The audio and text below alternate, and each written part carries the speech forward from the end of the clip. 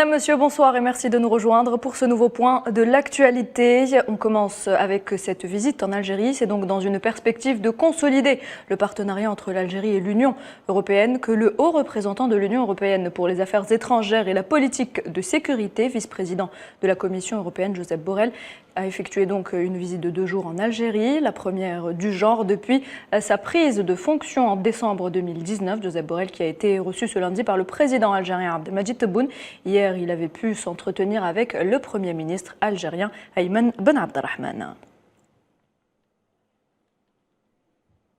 Le Parlement tunisien, issu des élections législatives anticipées du 17 décembre 2022 et du 29 janvier 2023, a tenu sa première séance plénière ce lundi, presque 2 ans après sa suspension. L'élection du nouveau président du Parlement vient de s'achever. On attend d'un instant à l'autre le nom du nouveau président. Et puis sachez que 8 candidats étaient en lice pour diriger l'hémicycle tunisien.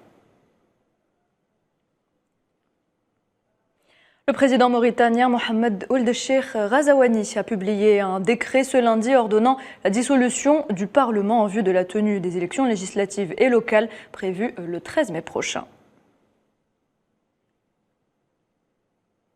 Dans le dossier sahraoui, l'avocat du Front Polisario devant les juridictions de l'Union européenne, Gilles Devers a affirmé que le peuple sahraoui devait exercer son droit à l'autodétermination, ajoutant que le Maroc finançait son économie de guerre à travers les contrats passés avec l'Union européenne. C'était dans une tribune publiée dans le journal Le Français Le Monde sous le titre « Le peuple sahraoui doit exercer son droit à disposer de sa terre du Sahara occidental ».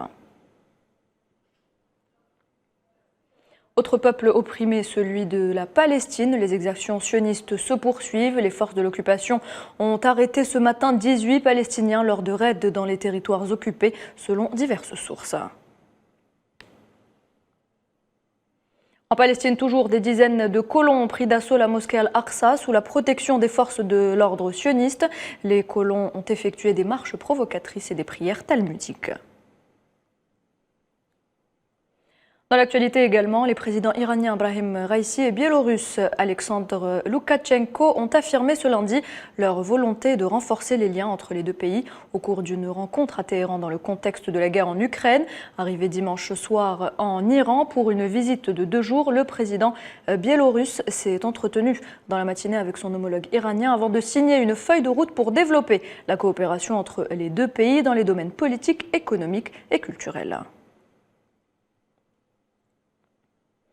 La Chine et les États-Unis peuvent et doivent coopérer. Un appel lancé ce lundi par le nouveau Premier ministre chinois, Li Qiang, lors de sa première conférence de presse depuis sa nomination, a dénoncé l'encerclement et la répression de son pays par Washington. Et toujours lors de cette première conférence de presse depuis sa nomination, le Premier ministre chinois a par ailleurs averti qu'il serait difficile pour son pays d'atteindre cette année son objectif de croissance d'environ 5%, déjà l'un des plus faibles depuis des décennies. De son côté, le président chinois Xi Jinping prévoit de se rendre en Russie pour rencontrer Vladimir Poutine dès la semaine prochaine, ce qui serait plus tôt que ce qui était initialement prévu. Ce projet de visite intervient après que la Chine ait proposé de négocier un accord de paix pour l'Ukraine, une initiative accueillie avec scepticisme par l'Occident compte tenu du soutien diplomatique de la Chine à la Russie.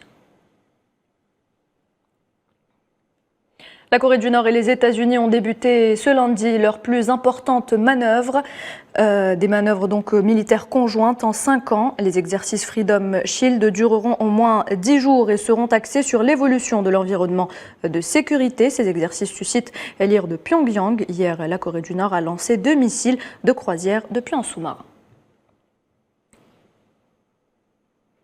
Et voilà, c'est la fin de ce point de l'actualité. Merci de l'avoir suivi. Je vous retrouve à 19h pour le journal de la rédaction.